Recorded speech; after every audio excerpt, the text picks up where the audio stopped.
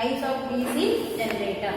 So there are the two main types of a DC generator. One is a separately excited DC generator. The other one is a self-excited DC generator. Okay, there are two types: separately excited and self-excited. So self-excited, which is further divided into three types: series, and then shunt and the compound type. Okay, series, shunt and the compound DC generators. And then compound, which is further divided into a long shunt compound and a short shunt compound. Okay. So these are the various classifications of a DC generator. So first we will see what is a separately excited. So separately excited, in a name itself we can give that. What is that meaning? So we can externally giving some supply to the field winding. RF represents the field winding. What is the meaning of a field winding? What is a field winding? Lap winding. What is a field winding? So the wires which is wound on the poles. Okay, that is a field winding. What is the armature winding? This is nothing but the armature. This is nothing but a EG represents here as a armature. Okay, so the armature which is connected along with the brushes. This is nothing but a brushes. Okay. So here only before the load only the brush will be connected. So this entire setup which is nothing but a armature. Okay. So we are giving an external supply voltage, DC supply voltage. This is a positive and negative. Okay. So this is separately we are giving the we are inducing a separate supply to the windings. So it is separately excited DC generator. We have to additionally give an supply, external supply. That is a DC supply. Okay. This is a field winding, and then the other side we have a armature, and then yes, armature at the end of the armature we have connected a load. Yes, the load may be of anything. Okay. So now suppose you are applying the KVL to this. So how will you write a KVL here? EG, the voltage across the armature. That is a EG. How will you write a KVL here? EG minus IA armature current. IA which is nothing but armature current. Armature current IA, and then the resistance. There will be a resistance which is present in the armature. That is a RA. So IA into RA, resistance across the armature, the current through the armature, IA, RA, and then so that will be a brush here in the node. So there also we are writing that is a V brush. There will be a voltage drop across the brush. So we have two brushes already we have drawn. We have seen in the last topic, B1 and then B2. So that will be a voltage drop across the brush, that is shown as a minus V brush, and then we are going to find out what is the terminal voltage V. So minus V is equal to 0. The sum of the voltages in the closed loop will be always taken as a 0. That is a KVL. So we have applied a KVL to this EG minus IA RA. And then, so here IA which is equal to IL, load current. Okay, IA which is nothing but armature current and armature resistance, and then brush. So that will be a voltage drop across the brush. So V brush minus V. V is here as a terminal voltage. What is the meaning of a V here? Terminal voltage. Yes, we have to find out what is a terminal voltage V. So what is the V here? V is equal to, you can bring out this V to the other side. So now the equation becomes EG minus IA minus sorry, this is plus and minus.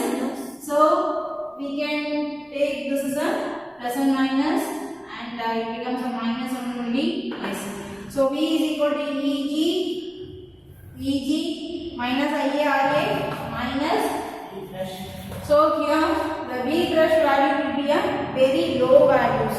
The voltage drop across the brush will be a very minimum. So when calculating this will be neglected. You can consider only the armature current as well as a EG alone. IA and then RA. That is the final one for finding out the terminal voltage for the separately excited. Okay.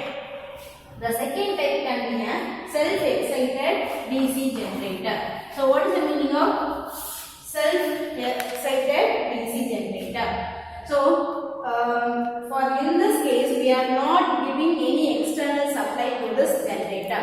So the generator itself will have already we are fixing some type of a conductors in the magnetic pole. So there will be an EMF will be induced. At the starting point there is a no EMF. So since the conductor will be parallel to the magnetic ax, there is a no EMF.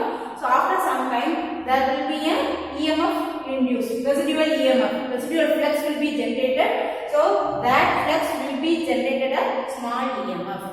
Okay.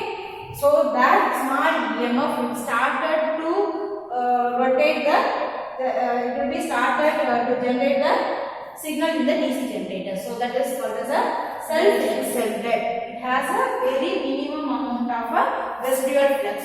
So that will be generating a small EMF. It will be started to rotate a generator. So that it is called as a self-excited DC generator. So there is a no additional DC supply which is given in this diagram. See. So separately excited we have drawn a DC supply, but in this self-excited there is a no external DC supply which is given here. That is the difference. And self-excited which is further divided into 3 types: series, shunt and a combo. See, this is a DC series, the series type of a DC generator. See, already we have a as usual armature is here, and this we have a small amount of a series resistor which is connected here. So it is written as a RSC, series resistor, and then as usual we have connected load at the end. Okay. So in a series we know that for the series current which is in series, so all the values will be equal. Armature current, the current which is generated in armature IA is equal to ISC. So current flows through this set of a resistor. ISC is equal to load current, and then it is equal to commonly all the currents which is taken as a 0. So we are giving as a one normal value. So you can assign this as a I, normal I. And how do you write the terminal voltage here? Terminal voltage V, as usual by using a KVL. You can apply EG. What is the EG minus IARA? Okay, IARA. First, we can write by applying the KVL. So EG minus IA is, you can, it is a closed loop. So the sum of the voltages which is equal, algebraic sum of the voltages which is equal to 0 in the closed loop. So EG minus IARA and then minus ISC into RSC, and then you have a voltage across the load is taken as a V is equal to 0. So we are going to find out what is a V1 only, voltage across the terminal. So V is equal to EG into EG. You can bring out this V along to the right side. The remaining will be equal. IARA minus ISC into RSC. So instead of this, you can write it as a I. You can substitute a common notation as a I. So which is equal in series. So that is what it is written as a. You can take out the I. So RSC plus RE. So that was the final expression. Okay. Similarly for the shunt. So this is a shunt type of a DC generator. So here the RF, the same diagram you have repeated here. So see, this is the armature. Here RSC which is taken as a RSC which is taken which is connected across. So there it is a series. Here it is connected as a parallel to the armature. So that is called as a shunt type of a DC generator.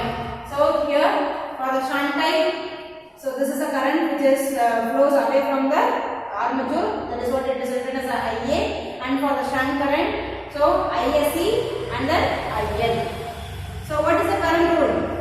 KCL, Kirchhoff current law. The sum of the current. Suppose you are taking a particular node. If you are taking, this is a node, okay? where you can join a many different set of wires. Okay, so suppose a current which flows in this direction. This is the denotation of the currents in the direction.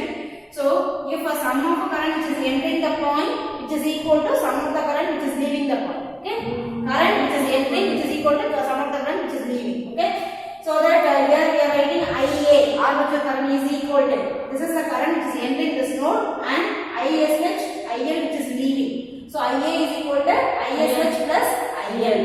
So similarly we are writing the terminal voltage. V is equal to, by using a KVL we can write EG minus IA into RA. So up to this we can wind up shunt DC generator. So next class we will see the remaining set of types of DC generator.